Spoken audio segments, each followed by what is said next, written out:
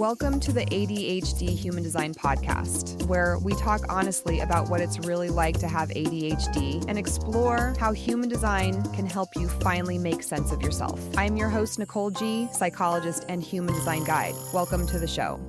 If you have ADHD, you've probably tried advice that was supposed to help. Systems, strategies, tips that seem to work beautifully for other people. And maybe sometimes they did help you. But then the same question may have kept coming back. Why is this still so hard for me? And I think that the problem is not just that you have ADHD, but the deeper issue may be that you're trying to understand your ADHD through frameworks that might be too broad, they might be too behavior focused, and they might be too disconnected from how your individual wiring actually works. You might be looking for universal advice to solve an experience that is actually deeply personal. Because not every person with ADHD struggles with it in the same way. Some people with ADHD might feel constantly exhausted from trying to keep up with other people. Some might shut down under pressure in ways that look like avoidance but are really just overwhelmed. Some can only access their energy when something genuinely excites them. Some struggle most with starting things. Others have a greater difficulty with stopping things. And many people have spent years assuming that these patterns mean that they're lazy, inconsistent, difficult, or that something's wrong with them. But I don't believe any of that. I think a lot of the pain of having ADHD can come from not having a framework that helps you understand how your ADHD is showing up for you specifically. And that's where I think that human design can be very interesting. Not as a replacement for clinical understanding, and definitely not as another box to squeeze yourself into, but as a different lens, one that can help you ask better questions about how your ADHD is being expressed, where friction tends to happen for you, and what kind of support actually fits you. So today, I wanted to walk through each of the 5 human design types and explore how ADHD might show up differently in each one. Not to put you in another box, but to help you start asking more honest questions about what the right support might actually look like for you. And this is not about saying that all people with the same human design type experience ADHD in exactly the same way. ADHD is complex, human design is very nuanced, and your human design type is just one part of the entire chart. But it can be a very useful starting point. If you don't know what your human design type is, you can grab your free human design chart at www.hdpsychologist.com/free human design chart, or click the link in the show notes. Let's start with the generator type in human design. If you're a generator in human design, you're designed to respond to what comes your way. Your gut response, what human design calls the sacral center response, can indicate whether you have the energy for a thing, a person, or an opportunity. If you're a generator, you're not designed to force things, hustle, or to chase things, opportunities, or people. Generators are designed to feel deeply satisfied, to master what they're doing, and to move with sustainable energy and joy. Your aura is open and enveloping, which can draw opportunities and people toward you. The generator's sacral response is also body-based, and it does not speak in words or logic. Instead, it speaks in bodily sensations. So you'll get a gut level yes that might feel like expansion, like aliveness, or like your whole body is leaning into an opportunity. That tells you when something is right for you. Or a no that might feel like flatness, contraction, or a subtle but unmistakable pulling away. That's when something is not right for you. Generators are designed to have sustainable energy for the right things,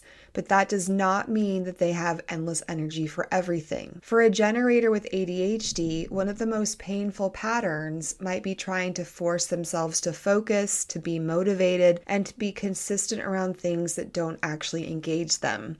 And because ADHD can already affect initiation, attention, and follow-through, this can often lead to some feelings of shame. So the question for generators may not be, how can I make myself do this thing? Or why can't I make myself do this thing? But instead, is this something my system is actually responding to? Supporting yourself might look like less forcing, more honesty, and more permission to notice what your energy responds to instead of only focusing on what drains it. Now let's talk about manifesting generators. If you're a manifesting generator, like the generator type, you are designed to respond to what comes your way, where your gut sacral response will indicate whether you have the energy for something or not. You're also not designed designed to force things, hustle, or chase things, people, or opportunities. And like generators, manifesting generators have auras that are open and enveloping, which draw opportunities and people toward you. But manifesting generators are also designed to skip steps, pivot often, and shift directions fast. You're not actually here to be consistent, and you're meant to be a force of creative momentum. You're also here to do life faster than most other people, but only when your energy is responding to things that are right for you.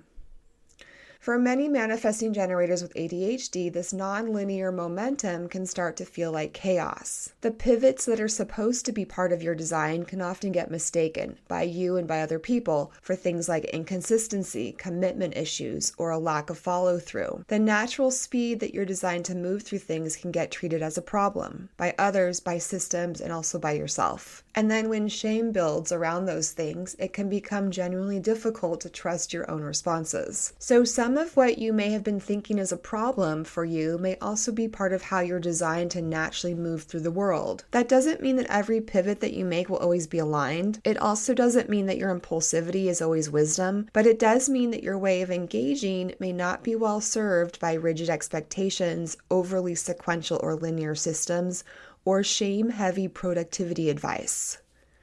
Manifesting generators with ADHD may need a lot of room to experiment, room to change their minds, room to discover what works through taking messy action on things rather than perfect planning. The shame pattern here is often, why can't I just pick one thing and stick with it? But a more compassionate question might be, what if my path is allowed to be more responsive to what truly lights me up and less linear than what I've been led to believe? Let's move on to projectors. If you're a projector type in human design, you are designed to guide, direct, and deeply see other people and systems. Your aura is focused and penetrating, meaning that you naturally take in and read the energy of other people in a way that most other people do not. Projectors are not designed to work the way that generators and manifesting generators are. You don't have consistent sacral energy to draw on, which means that your capacity for sustained output is genuinely different. Not less valuable, just different. Projectors are also designed to wait for recognition and invitation before sharing their guidance or advice. That means that your gifts are only truly meant to land when other people actually see you and ask for what you bring to the table, not when you're pushing, trying to prove yourself, or performing to try to earn your place or approval. And if you're a projector with ADHD, impulsivity can make the waiting for rejection and invitation feel extremely difficult.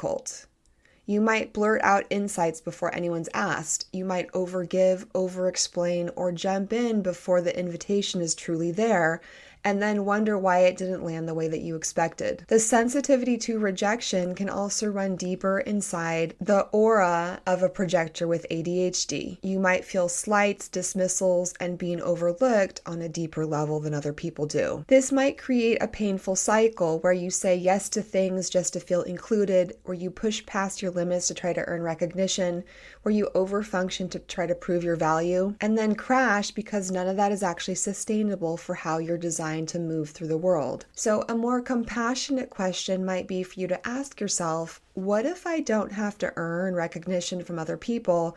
And what if the right people and the right spaces will actually see me without me having to burn myself out to prove it? Now let's talk about manifestors. If you're a manifestor type in human design, you are designed to initiate. You're here to act on what moves you, to set things in motion, and to create impact without waiting for permission or approval from anyone else. Your aura is closed and repelling, not because there's something wrong with you, but because it's designed to protect your energy and autonomy. If you're a manifestor, people may not always understand you, and they may even feel pushed away by your presence without knowing why. That can feel isolating even when it's functioning exactly the way it's meant. Manifestors are designed to inform the people around them before they act, not to ask permission, but to reduce the friction and resistance that naturally comes when people are caught off guard by your initiating energy. Informing other people may feel difficult because ADHD impulsivity can make the pause before informing feel very difficult. You might act before anyone knows what's happening, not out of disrespect, but because the impulse to move was already ahead of the thought to communicate. This might cause some blowback, which may cause you to feel like that's confirmation that you're too much, too difficult, or too hard to be around. Also, for manifestor types, so much of the existing ADHD support out there, especially when it's shallow or behavior focused, can feel like one long message of, you need to follow this system, you need to be more compliant, you need to stop resisting, you need to do it the normal way. For a manifestor, that kind of approach may not always feel supportive, but it might feel suffocating. You may notice that the more controlled you feel, the more shutdown, rebellion, avoidance, or internal friction shows up.